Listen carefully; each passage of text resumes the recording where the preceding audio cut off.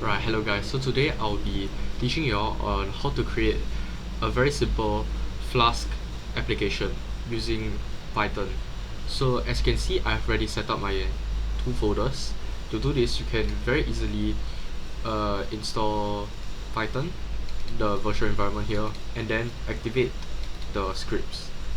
But before that, you need to install Python, which you can install through python.org.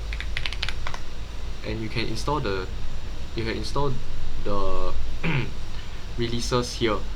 For me, I'm using Windows, but there are also other releases such as macOS, Android, and other such as Linux. So let's get started with our task for today, which is to create a very simple web program using Flask. So let's open up my text editor, which is Visual Studio Code. As you can see, I've already installed my dependencies. You require you to install Flask, which using the pip command. After we're done with that, let's delete this, and we will need to create a new folder called app. Okay, once we're done with that, we will need to add another one, routes.py. Okay, after we're done with that, so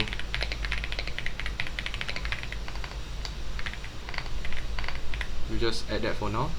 So in our app, we also need to add a init. Okay, so now we will need to import Flask.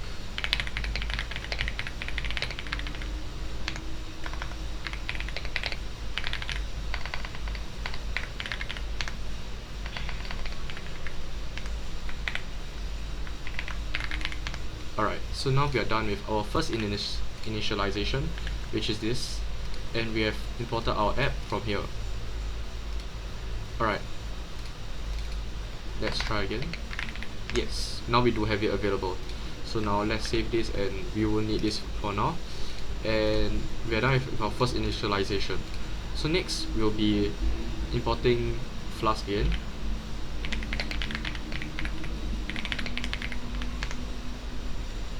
Alright, and this we also need to import our app again from our routes. So for now, we will create our first route, which is, we can just type it in. Okay, so this will be our endpoint. So basically what endpoint does is, for example, if we have an e-commerce store and we set up our website, for example, if our website is called www.example.com, our route will match with this. This is the route that matches with this. And if we create example homepage for our e-commerce store, it will look like this. You also can extend longer with products, and you also be products. So this will be how it will look like, but currently we won't be dealing with this. We will just learn simple routing, which is just to add this and an index. Okay, next we'll need to define our function, which is, let's just call it index. Okay, we don't have to pass any parameters. Next we will just return our,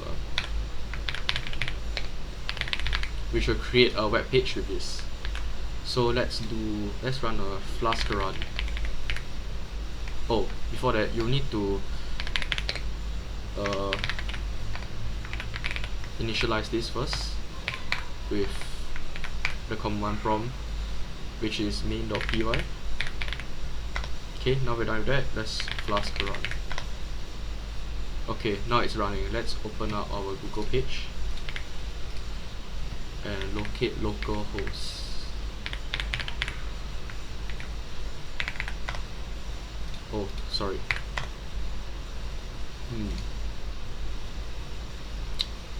Yes, we have to add a /2. It seems that we have an error here.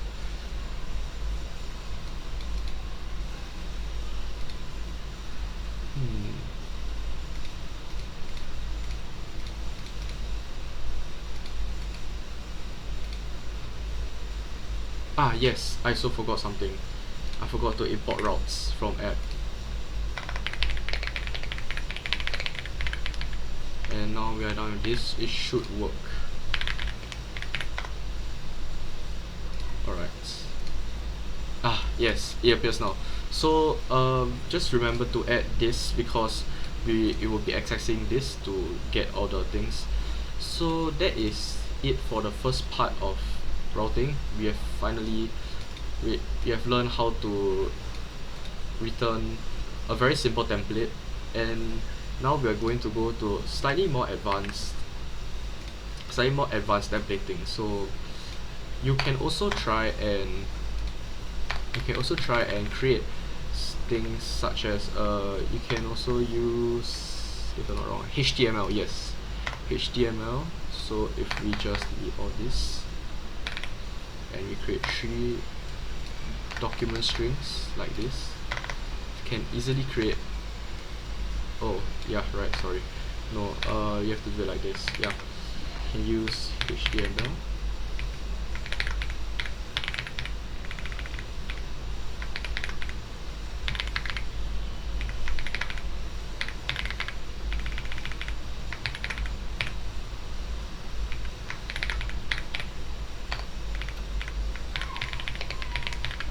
You can also do it like this. If I'm not wrong, it should work.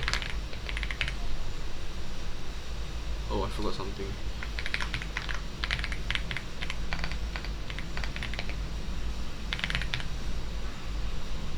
Alright, it should work now. Let's check it out. Alright, so see, we can also use HTML to create such templates also, but it will be really inconvenient if we were to type this whole thing every time when we try to write code. It will be very troublesome. So there's this thing in Flask that uses Jinja 2 to render templates. So we can very easily do this through templating, which is something where we put, like for example, we create templates here and we create a HTML form. As you can see, we can insert HTML folders here, and we can simply just do this and render the template. So with Jinja 2, we can create some Python syntax with such as if something something something. Then there will be another one which ends if, like this. But we'll go on with conditional statements later on. So for now, we will just use this default and hello world, simple hello world template. And if we try to render our template right now,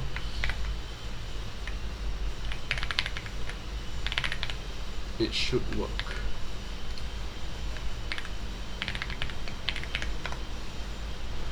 Let's check it out.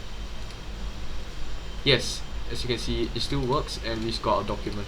So we can also, there's a lot of templating styles we can use, but I choose to use Bootstrap in my opinion. So let's go and install Bootstrap now.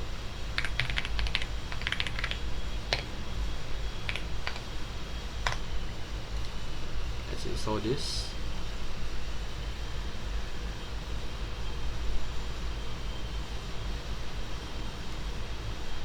Just copy this.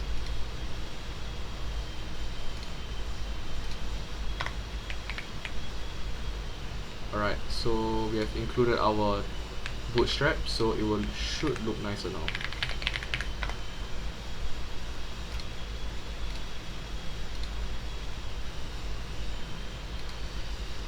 Yes, look, now the text have changed and it looks way nicer now. So it's a really good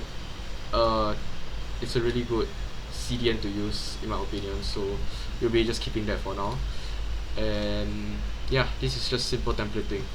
So for our project, we want to create a microblog. Basically, what a microblog is something like Facebook and Instagram, where we can send posts to each other, and it can be shown globally or can be shown to us also.